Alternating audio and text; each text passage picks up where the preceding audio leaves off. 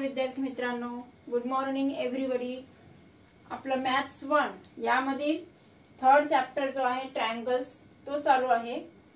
या अगोदर आपण मॅथ्स 1 आणि मॅथ्स 2 दोघांचे पण आपण सायमल्टेनियसली जे व्हिडिओज आहेत ते बघत होतो आणि इयत्ता 8वी ते 10वी मॅथ्स 1 मॅथ्स 2 सर्व प्रकारच्या अगोदरचे जे व्हिडिओज आहेत ते पाहण्यासाठी study E maths by Mrs Pranoti Bhavsar हे जे चॅनल आहे ते लाईक शेअर आणि सबस्क्राइब करा आणि बेल आयकॉनवर क्लिक केल्यास तुम्हाला योग्य ते रोजच्या रेग्युलर व्हिडिओच्या नोटिफिकेशन्स मिळतील।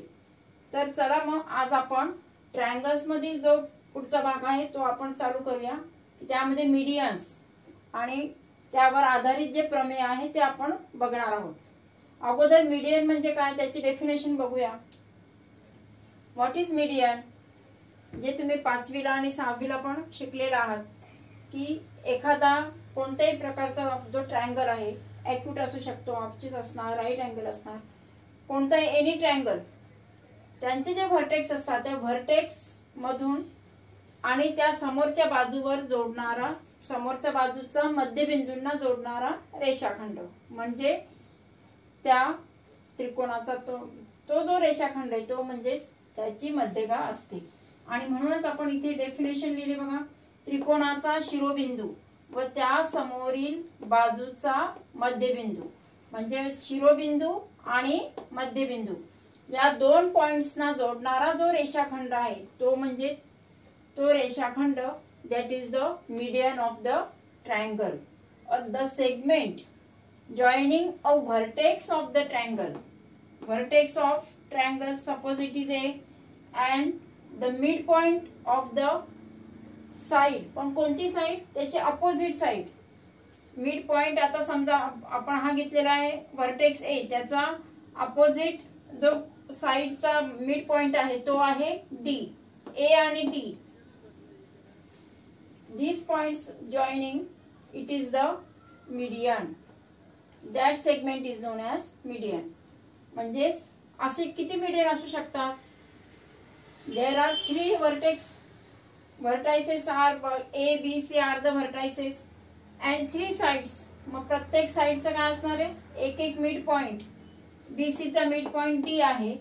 समजा आपण इथे AB साठी E घेतला आणि AC साठी F घेतला तर काय होणार आहे मग?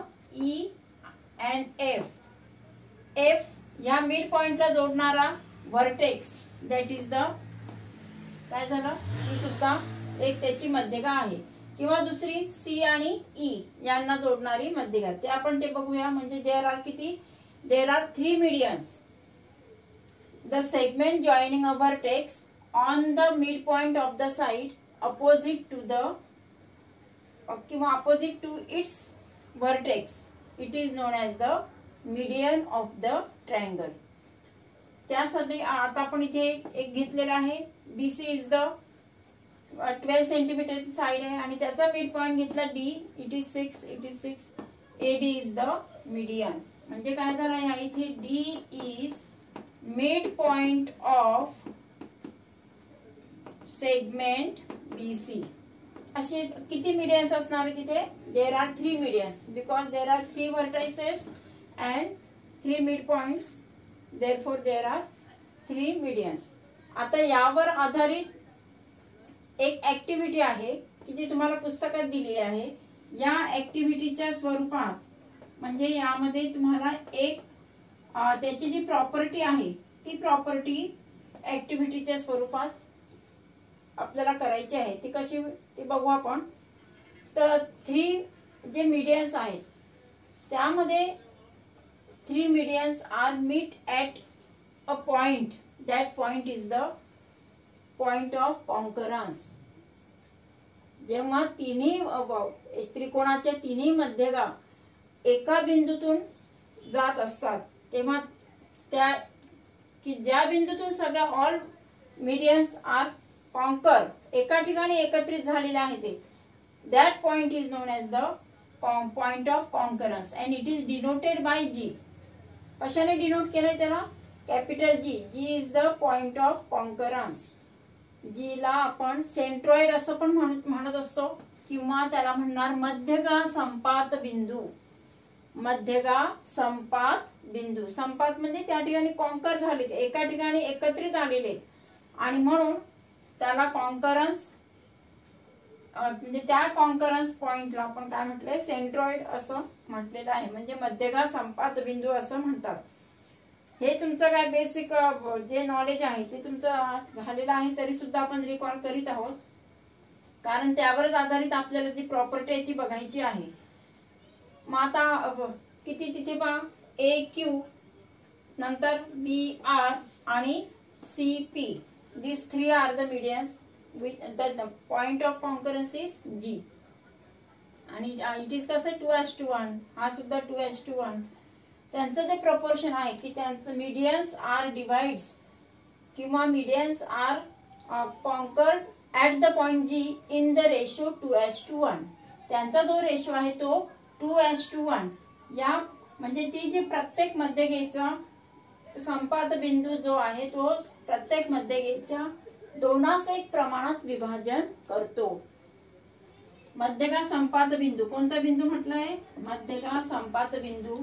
दॅट इज जी प्रत्येक मध्यगेच्या 2:1 या रेशो मध्ये या प्रमाणात त्याला काय करत असतो, तो विभाजन करत असतो. ते आपल्याला बघायचंय. The point of concurrence of medians. कुणाचा point? Concurrence of medians of a triangle divides each median in the ratio 2:1. कोणत्या रेशो मध्ये डिवाइड होतोय तो? 2:1. त्याचे 2 पार्ट्स होतात. 2:1 या प्रमाणामध्ये जेव्हा त्याचं विभाजन होत असतं तेव्हा प्रत्येक एकाच मध्यकासाठी नाही, तिन्ही मध्यकांसाठी ते प्रमाण जे आहे ते समान असतं. आणि म्हणून मग त्यावरून ही प्रॉपर्टी तयार झालेली आहे की मध्यगा संपात बिंदू प्रत्येक मध्यगेला 2:1 या गुणोत्तरात विभाजन करतो. मग त्यासाठी आपण इथे तुम्हाला म्हणूनच ऍक्टिव्हिटी दिली की कोणत्याही प्रकारचा एक तुम्ही ट्रायंगल काढायचा आहे. त्या ट्रायंगल मध्ये प्रत्येक साइडचा मिड पॉइंट घ्या. याचा हा it is mid point of AC. AB चा मिड पॉइंट P आहे आणि नंतर Q is the mid point of BC. P, Q, R are the mid points of the segment AB, BC and AC. त्यांचे जे respective points आहेत त्यांचे mid points आपण घेतलेले आहेत आणि त्यांना जॉईन केल्यानंतर then you see that G is the point of concurrence. बरोबर. तर तशा ऍक्टिव्हिटीनुसार जर काढलात तर आपल्याला काय आढळतं ते की त्यामध्ये G ह्या एका पॉइंट मध्ये ते कॉन्कर झालेले आहे, एका याच्यात केंद्रित झालेले आहे. आता आपल्याला बघायचं की त्यांचा जो रेशो आहे तो खरंच 2:1 आहे की नाही ते आपल्याला प्रॅक्टिकली बघण्यासाठी आपण प्रत्येक मध्यगेची जी लांबी आहे त्या लांबीचा आपण गुणोत्तर कसं ते बघूया. फर्स्ट कोणता आहे पहा, AG आणि GQ. AG आणि GQ यांची जर तुम्ही लेंथ मोजला तर ती जी लेंथ आहे ती टोटल लेंथ आहे 6 सेंटीमीटर आणि हा जो मेन पार्ट आहे AG आहे 4 आणि GS जो आहे तो इथला तो आहे 2 सेंटीमीटर आणि म्हणून इथे त्याच्यानुसार रेशो लिहिलेला आहे. AG ची लेंथ आहे 4 centimetre, GQ is 2 centimetre. Similarly BG मोजणार आपण. BG आणि GR. BG आणि GR यांचं पण आहे 3 आणि खाली घेतलं आपण म्हणजे 1.5 त्यांची लेंथ मोजायची आपल्याला किंवा तुम्ही पण तुमच्या वहीमध्ये अशाच पद्धतीचा तुम्हाला पाहिजे त्या याच्यानुसार ट्रायंगल काढून पण त्याचं जे मेजरमेंट आहे ते एकदम पॉइंट टू पॉइंट आलं पाहिजे. CG आणि GP याचं पण आपण जर पाहिलं तर त्याच पद्धतीने यांचा रेशो आहे. हे पहा हा 3 सेंटीमीटर आहे आणि हे इथपर्यंत 9 म्हणजे किती झाले 6. 3 + 6 टोटल 9 सेंटीमीटर त्याची लेंथ आहे. तर वरचा जो बिगर पार्ट आहे तो 6 सेंटीमीटर आहे. CG आणि GP आहे 3. यांचा आता आपल्याला गुणोत्तर बघायचं आहे. त्यासाठी पहा जेव्हा आपण याला डिवाइड करणार 4:2 म्हणजे किती झालं 4 × 4 4 × 2 किती झाले 4 म्हणजे 2:1 हा त्याचा रेशो झालाय. तसंच इथे पण 1.5 आणि इथे ट्वाइस केल्यानंतर काय झालंय 1:2 येत आहे. इथे पण 3 1 3 3 2 6. याचं जर डिवाइड केलं तुम्ही 6/3 तर किती झाले, इट इज ऑल्सो 2:1. इथे पण जेव्हा आपण डेसिमल पॉइंट करणार तेव्हा 15 दुणे 30 किंवा म्हणजे ते किती झाले ते 2:1. म्हणजे दोघांचा जो रेशो आहे तो काय झालेला आहे 2:1. म्हणजे ही जी प्रॉपर्टी आहे ती फक्त मध्यगेसाठी लागू आहे. इतर जे तुमच्या हे असतात म्हणजे फक्त मीडियनसाठी इट इज ऍप्लिकेबल फॉर म्हणजे मीडियनचीच प्रॉपर्टी आहे ती. आणि म्हणून ऍक्टिव्हिटी 1 की ज्यामध्ये तुम्हाला 2:1 या रेशो मध्ये डिवाइड करतात असं आपल्याला या याच्यानुसार प्रूव्ह करायचं आहे.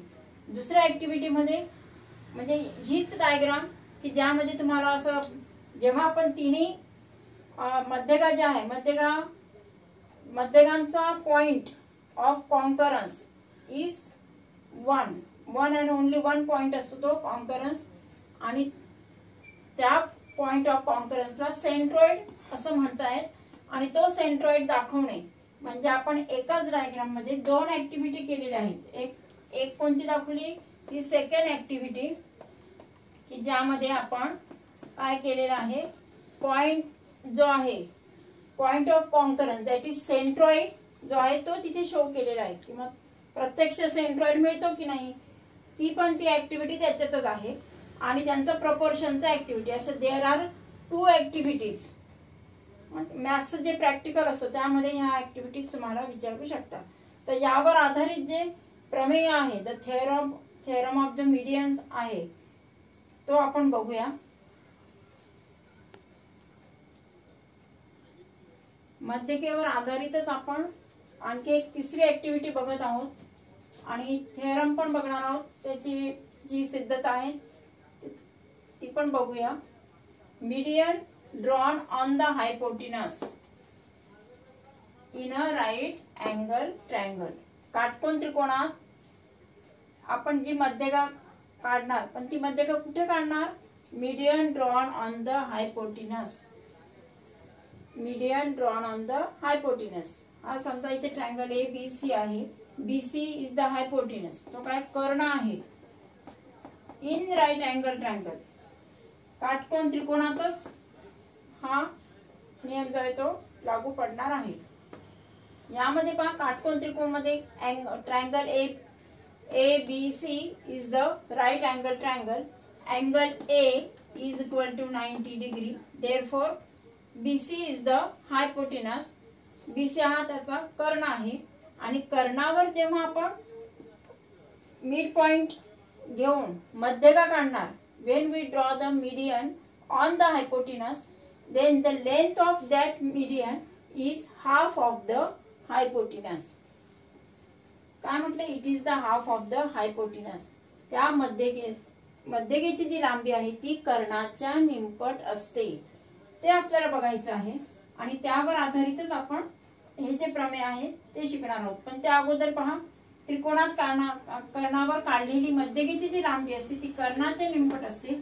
त्यासाठी प्रत्येकाची जर लांबी आपण इथे बघितली इथे सुरुवातीला आपण घेतलेले BC 12 सेंटीमीटर मध्यगा असल्यामुळे D is the mid point. AD ची जी लेंथ आहे ती 6 सेंटीमीटर आहे. मग ती कशी काय झाली 12 च्या निम्मे 6 centimetre. It is the half of the कर्णाची लांबी आहे 12 centimetre. The length of the hypotenuse is 12 centimetre and therefore 1/2 हे जर केलं त्यातनं डिवाइड केलं तर काय झालंय वी गेट द 6. 2 6 12. म्हणजे अशा पद्धतीने कर्णाच्या निम्मे त्या मध्यगेची लांबी आहे. AD is equal to BD is equal to DC that is equal to 6 centimetre.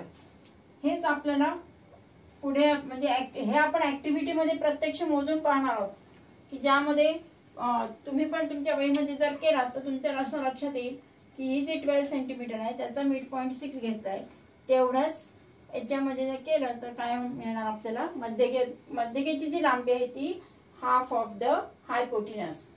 It is मध्ये ऍक्टिव्हिटी नुसार जरी केलं तरी सुद्धा आपल्याला ती ऍक्टिव्हिटी जी आहे की ज्यामध्ये ती property we can prove it by measuring the lengths of medians and hypotenuse. तर हे जे ऍक्टिव्हिटी आहे ही ऍक्टिव्हिटी आपण थेरमच्या फॉर्म मध्ये, आता थेरम आणि त्याची सिद्धता बघूया.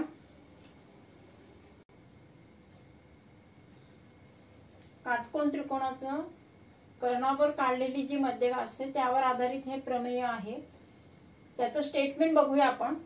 काटकोन त्रिकोणात कर्णावर काढलेल्या मध्यगेची लांबी कर्णाच्या निम्मे असते. या अगोदरच्या डायग्राम मध्ये आपण काय केलंय की ते स्टेटमेंट कसं आहे ते डायग्राम वर बघितलेलं आहे. त्याच पद्धतीने आपण इथे त्याच्यावर आधारित ABC हा जो काटकोन त्रिकोण आहे तो काढलेला आहे काटकोन त्रिकोणात. म्हणून मग काटकोन त्रिकोण ABC यामध्ये कर्णावर काढलेल्या मध्यगेची लांबी, आता कर्णावर म्हणजेच AC वर कोणती मध्यगा काढली आहे?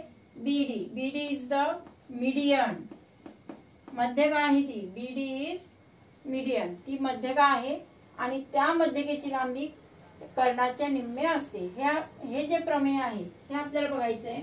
In a right angle triangle the length of the median on the hypotenuse is half of the hypotenuse. हायपोटिनसच्या निम्म्या लांबीची ती असते. आणि म्हणून मग त्यावर आधारित हे जे प्रूफ आहे ते आपण बघूया कसं आहे ते. त्यासाठी आपल्याला कन्स्ट्रक्शन करायचंय आणि म्हणून जे गिव्हन आहे की काटकोन त्रिकोण, मग कोणता काटकोन त्रिकोण घेतलाय आपण? तर गिव्हन मध्ये इन ट्रायंगल, पण तो आहे राईट अँगल ट्रायंगल. काटकोन त्रिकोण ABC मध्ये B is the 90 degree, it is right angle. Segment BD जी आहे ती मध्यगा घेतली, D is the mid point of AC आणि म्हणून तिथे लिहिलंय BD इज द मीडियन. ती काय झाली? त्याची मध्यगा आहे.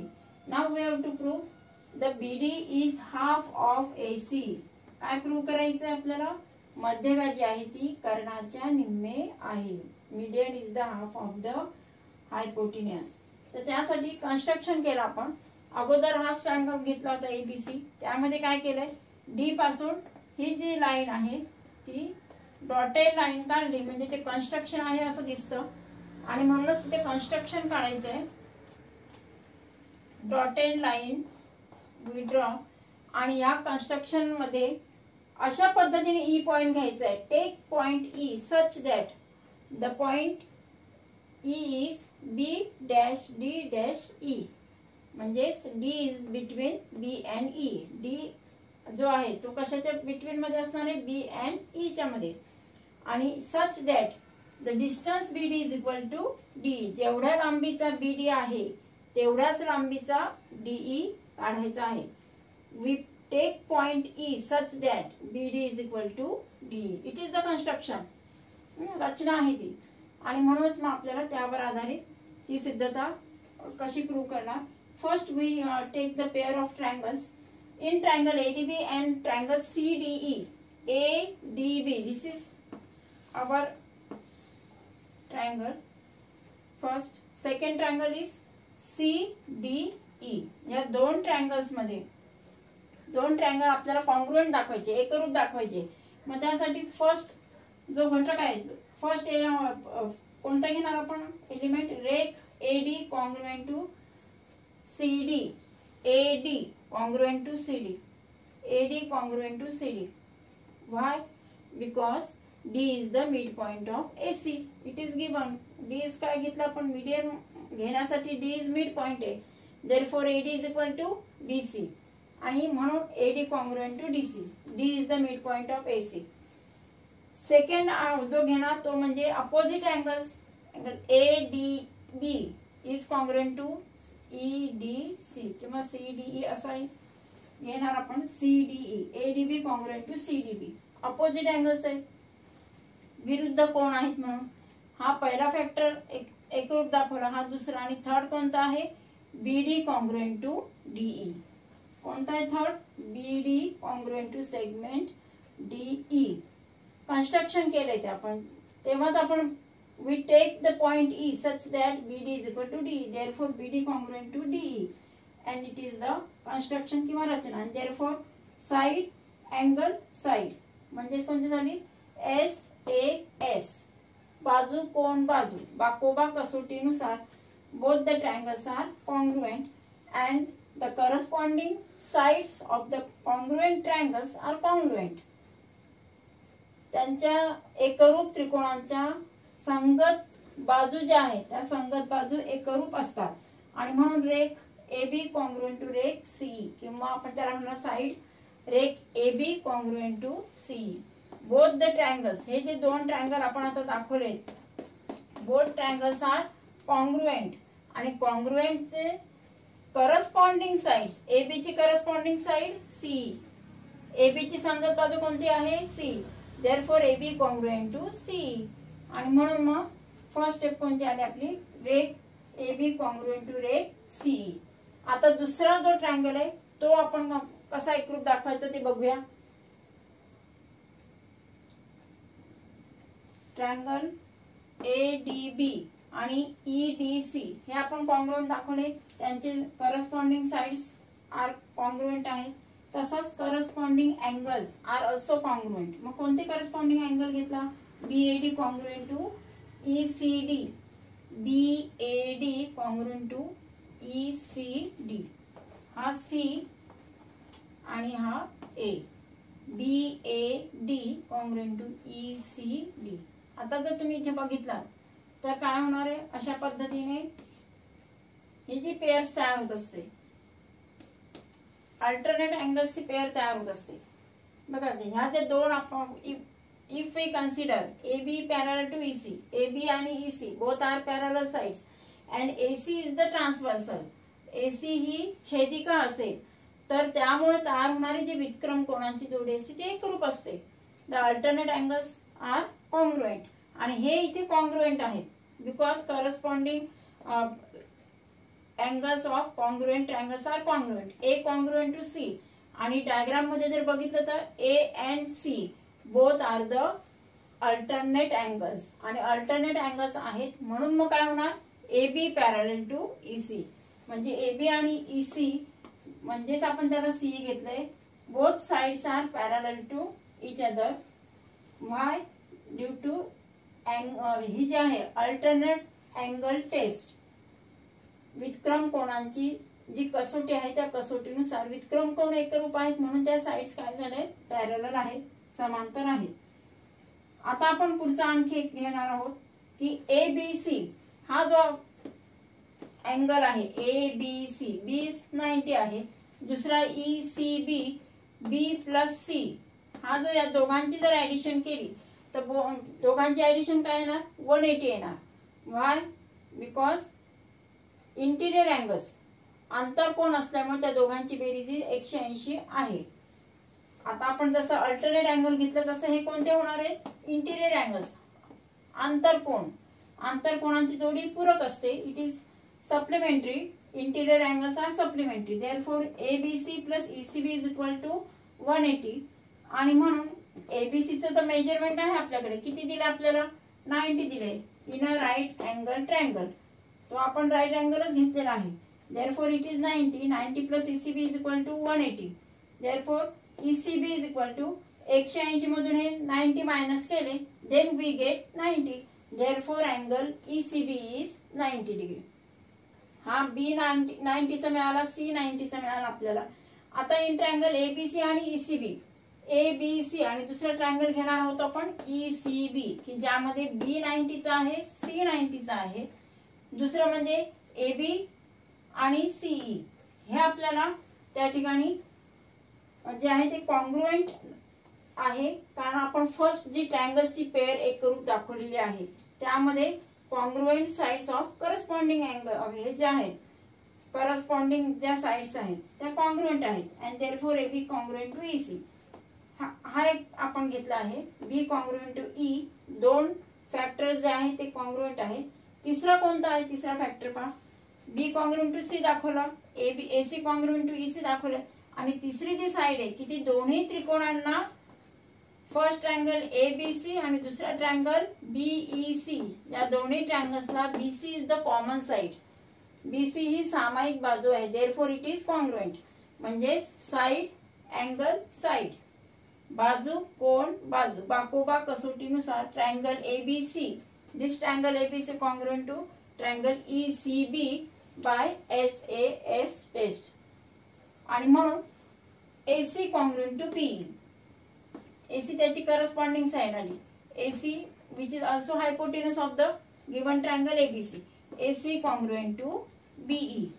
परंतु AC आपण AC चे हाफ घेतले. AC चे हाफ म्हणजे कोणते आले? AD घेणार, किंवा AC चे हाफ DC पण घेऊ शकतो आपण, किंवा BD, because BD is the median, ती त्याची मध्यगा आहे. म्हणजे AC कॉन्ग्रुएंट टू BE, संपूर्ण AC congruent to BE is therefore their length is same, they are equal. जर त्यांचे हाफ घेतले तर half AC is equal to half BE. जर आपण त्यांचं निम्मे घेतलं तर किती आलं? 1/2 AC आणि 1/2 half AC is equal to half BE. Half BE इथे बघा डायग्राम मध्ये हाफ BE. हाफ BE म्हणजेच काय? मी BD पण लिहू शकते किंवा DE पण लिहू शकणार. आपल्याला काय घ्यायचं? आपल्याला we have to prove BD is equal to half AC. BD आपल्याला हवंय म्हणून वी टेक BD. म्हणजे BE चे हाफ काय घेतलंय? BD. BD इथे म्हणूनच लिहिलंय half of BE that is BD. Half BE is equal to BD. Therefore AC जे आहे हाफ AC म्हणजेच इथे आपण लिहिणार आहोत BD, आणि म्हणून BD is equal to half AC. लिहिताना आपण ते फक्त इक्वेशन काय केलंय? कन्स्ट्रक्शन जे रचनाच केलेली आहे, म्हणून त्याचं कन्स्ट्रक्शन घेऊन BD is equal to half AC which is the median of the given right angle triangle and it is half of the hypotenuse. BD is half of the hypotenuse, that is it is half of the given. हे जे आहे हायपोटेन्यूस आहे त्या given ट्रायंगलच्या हायपोटेन्यूसच्या निम्म्या लांबीचे असते. पुढच्या भागामध्ये आपण याच्यावर जे आधारित उदाहरण आहे ते बघणार आहोत. थँक्यू.